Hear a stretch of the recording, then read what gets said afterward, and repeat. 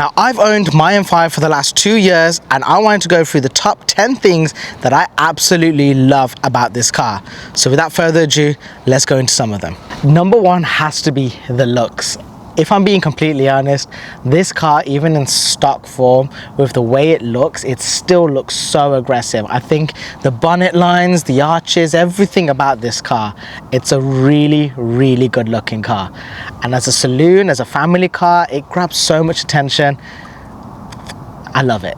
Number two has to be the engine and basically the performance this car puts out, because, well, you know, the fact that you can do sub 3 seconds 0 to 60s with the right temperature and setup, and even on a bad day you're going to be basically doing around a 3.1, 3.2 0 to 60, basically 600 brake horsepower. Yeah, this car is a beast.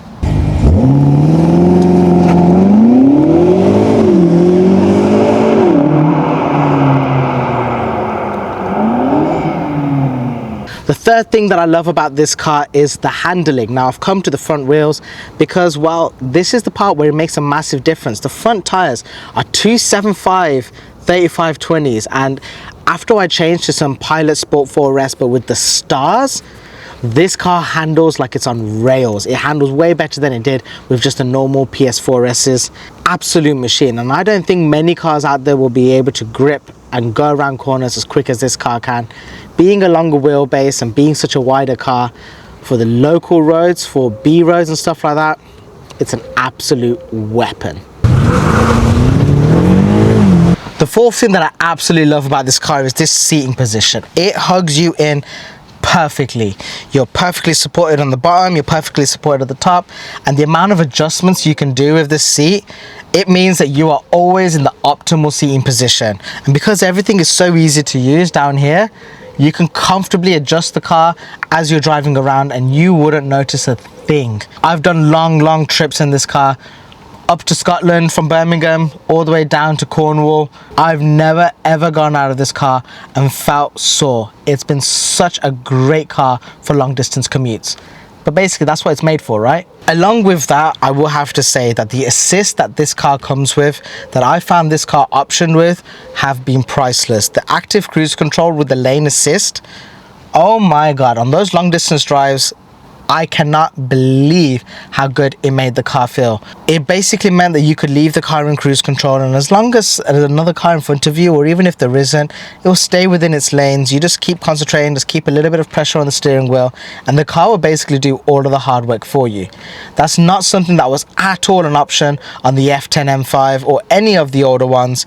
And in fact, you could only option it on a non-M car before, which really sucked. Not only just that, we've got 360 camera on this car, which means even though it is quite a big car and it is sometimes awkward to park up, it makes the car feel so much easier to park, and you can really rely on it all, and it will give you exactly where you need to be. And when you're looking around it on the screen, you know exactly where the curbs are near you. Number 6 has got to be the M1 and M2 button. The fact that you can program them to be whatever you want it to be. So for example, M1 for me is everything in comfort, but just the engine turned up to Sport Plus and the shifts go up to maximum. And M2 is maximum attack mode. Everything is turned off pretty much, apart from it's still 4-wheel drive, but it's all set and ready for launch control. And well, yeah, you're going to get the most out of the car that way. And it makes a big difference be able to just quickly press that button. And if you're driving around and you just want to get a little bit of extra noise, like let's just say there's a tunnel coming up, just quickly press that there. You don't have to faff around down here. You set it up, boom, done. The other thing we have to give this car credit for is the fact that it is a very nice and spacious 5-seater.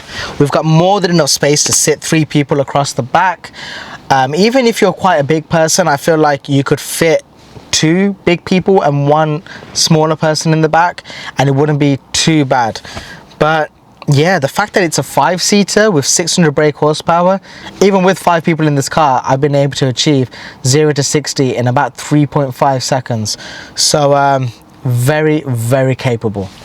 Point 6 is actually not just the fact that it is a 5-seater, but the headspace, not only to get into the car, it's so nice and wide, it's easy to just jump inside of the car, but even when you're in here, there's so much headroom. It's really been designed as a car that will comfortably fit 5 people in here.